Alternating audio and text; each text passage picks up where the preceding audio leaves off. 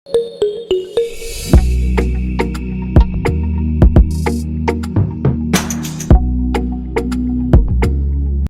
number 15 to 19. Read the following passage below and solve the questions based on it. J, P, Q, R, S, T, U and V are four married couples sitting in a circle facing the center. The professions of the male within the group are lawyer, lecturer, doctor and scientist. Among the males, only R the lawyer and V scientist are sitting together. देखो क्या कह रहा है, total 8 persons है. सो ये रहा 1 2 3 4 5 6 7 8. कह रहा है 4 मैरिड कपल है, तो 4 मेल होंगे और 4 फीमेल होंगे. इसमें कह रहा है कि among the males only R the lawyer and V scientist are sitting together. तो इनका अरेंजमेंट कैसा होगा, आर अगर यहाँ पे है तो वी यहाँ पे होगा, और अगर वी यहाँ पे है तो आर यहाँ पे होगा. ये गिवन है कि वी क्या है, साइंटिस्ट है, ठीक है, और आर क्या है, लॉयर. यहाँ पे साइंटिस्ट एंड लॉयर. नेक्स्ट में क्या कह रहा है, each man is seated beside his wife. So इसका क्या मतलब है, इस पोजीशन पे अगर सेकंड अरेंजमेंट है तो यहाँ पे फीमेल को होना चाहिए और यहाँ भी फीमेल होना चाहिए, और ये आर की वाइफ होगी और ये वी की वाइफ. अगर ये अरेंजमेंट है तो यहाँ पे भी फीमेल और यहाँ पे भी फीमेल, यहाँ पे साइंटिस्ट की वाइफ और यहाँ पे लॉयर की वाइफ. नेक्स्ट में क्या कह रहा है, U the wife of lecturer is seated second to the left of we.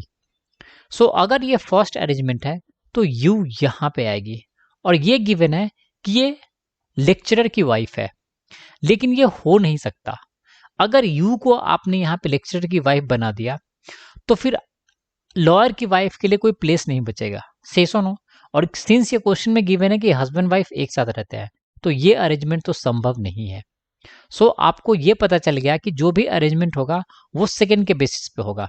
तो वी यहाँ पे हो गया, तो यू कहाँ पे होगी, सेकंड लेफ्ट में. तो ये मिल गया यू का पोजीशन, और ये निगेटिव है.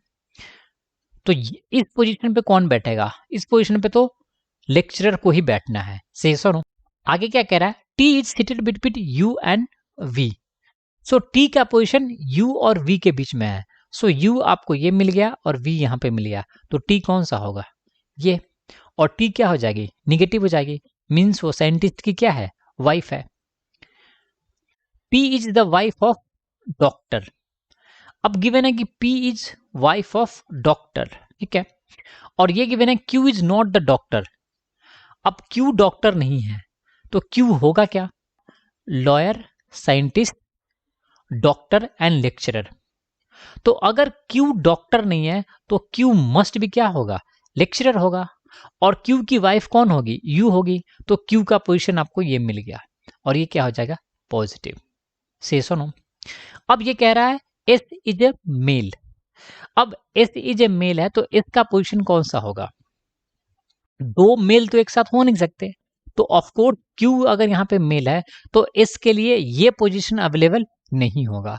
तो एस के लिए एक ही पोजीशन बचता है और ये होगा यहाँ पे, और एस क्या हो जाएगा, मेल यानी पॉजिटिव, और इसका प्रोफेशन क्या हो जाएगा, ये हो जाएगा डॉक्टर, और क्यू आपका है लेक्चरर. अब यहाँ पे एक इंफॉर्मेशन था कि P is the wife of doctor. तो P अगर डॉक्टर की वाइफ है तो ऑब्वियस सी बात है P का पोजीशन S के राइट साइड में होगा, सिंस R के राइट साइड में तो लॉयर की वाइफ होगी. सो यहाँ पे आपको मिल जाएगा P, ठीक है. अब आपने सारे प्लेस को फिल कर लिया, ये हो जाएगी negative. P Q U S R T V, तो बचा कौन सा, J, और J का पोजीशन कौन सा होगा यहाँ पे, और ये हो जाएगी निगेटिव, ये लॉयर की वाइफ है. नाउ इसके बेसिस पे आपको सॉल्व करना है 15 से लेकर 19 तक. क्वेश्चन नंबर 15 में क्या कह रहा है, which of the following is P's position with respect to S. तो P का पोजीशन S के रिस्पेक्ट में क्या होगा, इमीडिएट राइट. सो हमारा आंसर क्या हो जाएगा, option number C. Question number 16 में क्या कह रहा है, which of the following is J's position with respect to T. तो J E के थर्ड राइट में, यहाँ पे फर्स्ट राइट में V, सेकेंड राइट में R और थर्ड राइट में J. So third to the right होगा. सो हमारा आंसर कौन सा होगा, ऑप्शन नंबर सी. 17 में क्या कह रहा है, which of the following is not true regarding the couple, P is a wife of S, ये तो करेक्ट है। सेकंड में क्या कह रहा है, T is the wife of Q, T Q की वाइफ है क्या, बिल्कुल भी नहीं। टी किसकी वाइफ है, वो तो साइंटिस्ट की वाइफ है। सो हमारा आंसर क्या हो जाएगा, ऑप्शन नंबर बी, ये करेक्ट नहीं है। Question number 18, the wifes of which of the two husbands are immediate neighbor. Okay, यहाँ पे दो वाइफ किसके नेबर है, एक वाइफ है यू और दूसरा वाइफ है टी, और इन दोनों के हस्बैंड कौन है, एक है क्यू और दूसरा है वी, तो हमारा आंसर क्या होगा, V Q, option number C. Question number 19, three of the following four are alike in a certain way based on their gender and so form a group, which is the one that does not belong to the group। First में क्या कह रहा है, R S जे, तो ये रहा are, ये रहा एस और ये रहा जे, मीन्स आर के सेकेंड राइट में कौन सा है, एस, और उसके इमीडिएट पहले कौन सा है, जे।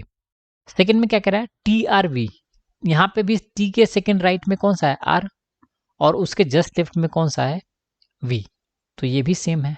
U T V, U T V, यहाँ पे यू के बाद टी है और टी के बाद वी है, तो ये ऑर्डर को डिसोबे कर दिया है, मींस ये ए और बी जैसा नहीं है। सो हमारा आंसर क्या हो जाएगा, ऑप्शन नंबर सी।